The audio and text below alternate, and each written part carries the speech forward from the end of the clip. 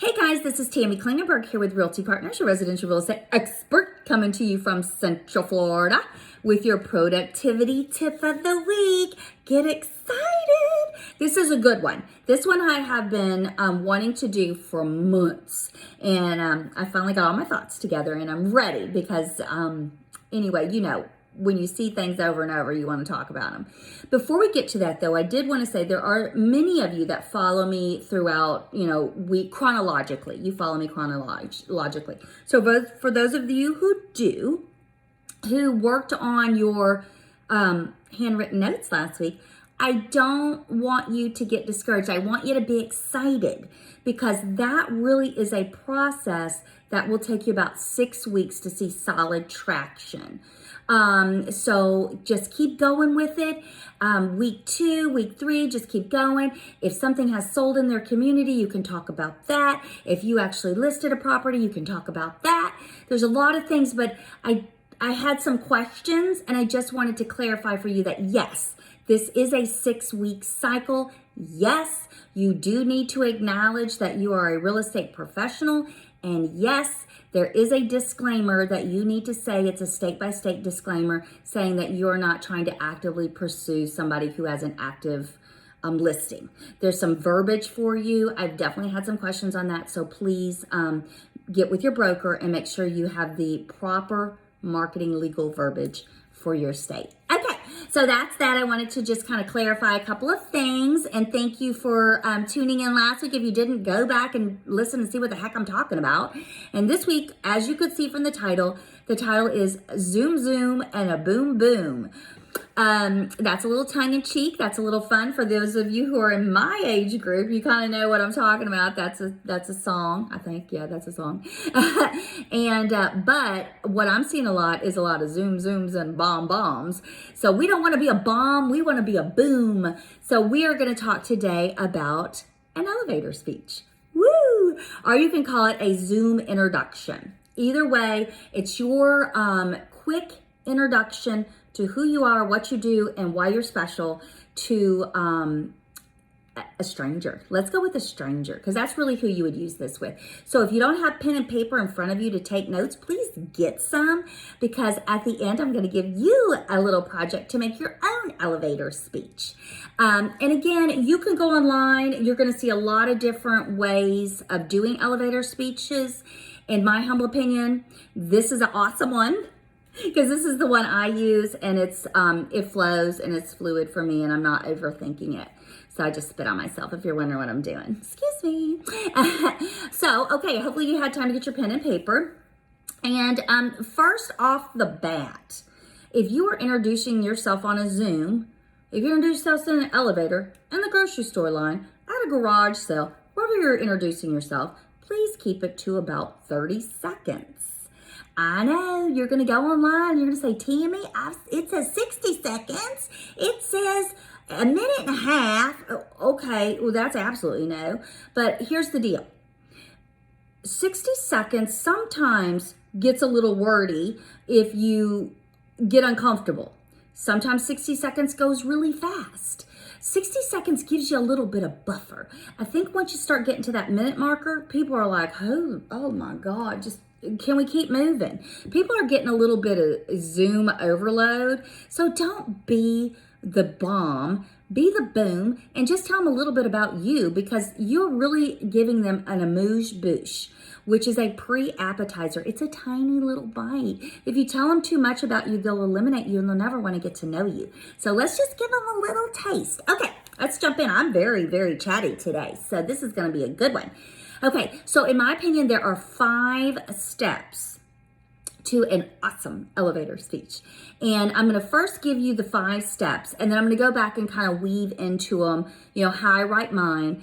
And because I'm on camera, I'm going to probably read you mine. So I say it word for word. The other most important thing beyond it being 30 seconds is be authentic and be real. Don't use a freaking word that you don't use. If you put some convoluted, crazy verbiage in there, you're going to sound like a nutball. So be you. Let people know who you are. You will attract the people who are attracted to who you are. And if you try to put on a facade and be somebody you're not, you're going to get some of those people. And that's not who you are. So it's going to be like oil and water. You're not going to mesh. So that's the most important second rule. Be authentic with your 30-second elevator boom introduction. Okay, Zoom introduction. Okay, here we go. Number 1, who are you? Number 2, what do you offer? That's a good one. Number 3, what problem do you solve? Number 4, how are you different? That's a good one. How are you different? And number 5 is actually ask a question or do an action item. It depends on your situation. So I'll say those one more time, and I'm actually going to put them down in the notes description section of what my 5 steps are. Who you are, what do you offer, what problems do you solve? I'm looking at my notes. How are you different? And then either ask a question or give an action item. Okay, just for a little clarity, let me just do one real quick for you. Who you are, give your name, give your full name, Tammy Klingenberg. Don't give Tammy K, if that's what you go by. But I want people to know my full name, Tammy Klingenberg, because they may go back and Google me. You know that happens. Second, what do you offer? I'm going to tell you right now, I never use the word realtor. And what do I offer? And I have lots of different elevator speeches based on who I'm speaking to. But I don't use the word realtor, and it's not because I'm embarrassed that I'm a realtor. It's because realtor can bring up a lot of negative feelings for the general population. So I don't tell people that I'm a realtor.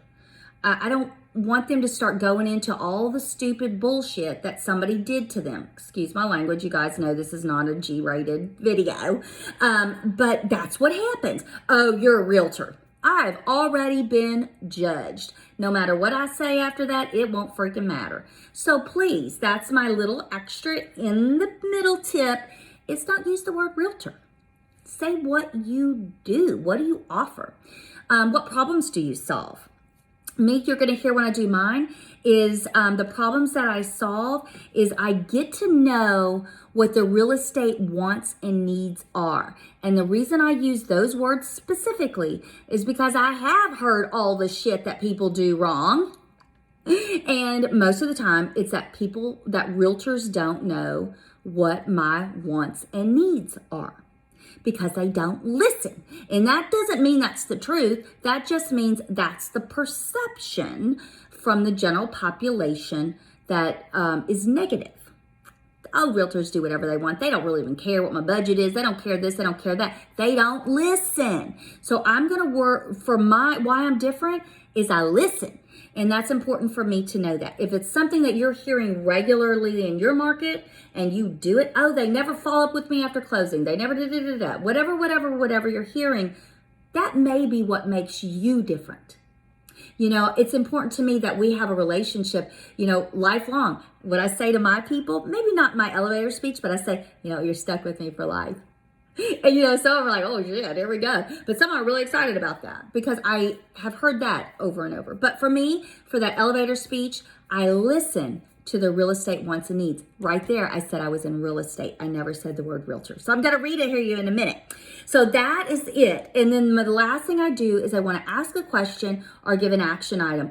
On a Zoom, I will say something like, I look forward to getting to know each and every one of you. If you have any real estate questions or needs, please reach out to me. If it is somebody that I am speaking to directly that I can have a conversation with, I'll say, what are your 2021 real estate goals? I didn't ask you if you're buying or selling a house. I'm asking you what your real estate goals are. So it's all in the finesse. So I'm going to read you mine, and then I challenge you to please do your own. So I'm going to read it. I'm going to actually pick up my papers. You can see I'm reading it. I'm going to read it.